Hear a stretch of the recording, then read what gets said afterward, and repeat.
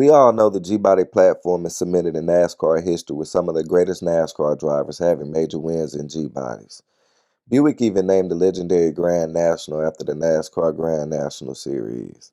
The G-Body platform also carries some of the most iconic nameplates, one of my favorites being the Hurst Olds and the man behind it, Jack Doc Watson. Car actually with the 455 cubic inch engine and the disc brakes not only accelerates well and handles well, but it brakes real well. We've been running braking tests on the straightaway over here, and which is you saw as we were doing loop to loops. You've had a good time, I'll tell you. You folks will have a chance to see some of this footage on the performance of this particular car, this Hurst Oldsmobile, in just a minute. But I did want you to talk with Jack, and actually Jack is the creator of this Hurst Olds. In fact, you've created several things prior to this, haven't you, Jack? Well, I'm afraid I'm guilty. That's true. The inception of this car came about every year. I have done a number of vehicles for different individuals in the racing fraternity, and I had done a car for George Hurst. And George, as you know, has always been a real leader in this business and wants something a little different and maybe a little better. And this is the way he's always pursued all their product development. So the car that I had done for him seemed to create quite a bit of interest, and out of that seemed to evolve the Hurst Olds. I know Jack is familiar to many race fans around the country, and also the creator of the Hemi Under Glass and that twin-engine Olds Dynamo. That was a wild one too, wasn't it, Jack? Well, it sure was. We've got a new one on the boards right now. It will be releasing this summer. It is going to be an Oldsmobile. What it's going to be, I just do not say. But He started out at General Motors where he worked with some of the greatest automotive engineers.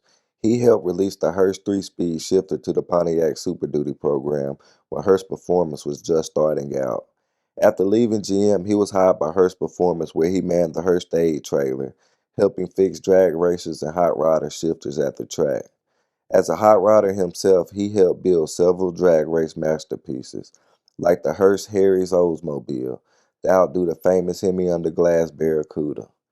Yes, Jay Leno got to experience a version of it firsthand, and some of the top innovators in the racing community helped build it, such as Ed Iskandarian, Mickey Thompson, and Al Sharp, just to name a few. Doc went on to become the president of Hurst Performance Research and George Hurst's right-hand man. They just didn't help racers go fast. They helped save the lives of millions around the world. When George witnessed a stock car race accident that took rescuers over an hour to help rescue the driver, he invented the Hurst Jaws of Life. With the overwhelming presence in the drag race community and its successful products, GM's Oldsmobile division collaborated to produce the Hurst Olds in 1968. With Doc Watson already having built George a 1968 Olds 442, he knew what had to be done. Put in a 455 cubic inch 7.5 liter V8 big block, like he did on George's 442. He found the swap to be easy, and the 455 actually weighs less than the 406.6 liter. But General Motors had a rule. No engine larger than 400 cubic inches could be installed on any intermediate body. Doc was a man that got things done. He knew how to get around red tape. Thus, the Hurst Olds was born. He added a few engine modifications, and of course, the Hurst dual gate shifter. Exterior color was a Peruvian silver with accented black stripes, a color that was only found on Torontos. Starting from just plain Jane cutlasses, they were sent to Dimmer Engineering in Lansing, Michigan to be converted. Non-AC Hurst Olds got the cylinder heads from the W30 and the camshaft from W31 engines, making them rev higher than AC cars. They both was rated at 390 horsepower and shared the W30 ram air system, which had red fender wells and a dual snorkel air cleaner with the hoses attached to under-bumper air scoops. 515 1968 Hurst Olds were produced the first year, 56 sport coupes, and 459 holiday coupes. That same year saw the Olds 442 become its own nameplate. The 442 started out as an option package in 1964 for the Oldsmobile F85 and Cutlass models. The Hurst Olds returned in 1969 with the infamous Fire False gold stripe and cameo white paint. They came with functional ram air hood scoops instead of the ram air scoops found under the front bumper like the 68 models. Of course, they had the 455 big block rated at 380 horsepower, slightly down from the previous year. 906 were produced in 69, with two convertibles used for Hurst promotional use. It was dropped after the 69 model year, with the GM 400 cubic inch displacement limit being abandoned, giving the rise to unprecedented muscle car horsepower, what we know today as the heydays of the muscle car era, with classes like the LS6 Chevelle, Buick Stage 1, and Olds 442. Doc played a huge part in making that happen. The Hurst Olds returned in 1972 and remained through the 1975 model year, when it was discontinued yet again. Then in 1979, it returned on the G-Body platform based off the Cutlass Calais, the first Hurst Olds in W30 that didn't come with a big block 455. It was also the first Hurst Olds to be built completely by Oldsmobile Division. They came in white and gold or black and gold. They came standard with a 350 cubic inch 5.7 liter V8 backed by a 3-speed automatic. Bucket seats, console with the Hurst dual gate shifter. Only 2,499 was produced. It was dropped after 1979, kinda. You see, the 1980 Oldsmobile 442 W30 came with the same 350 cubic inch 5.7 liter V8, backed by the same 3-speed automatic, available in the same colors.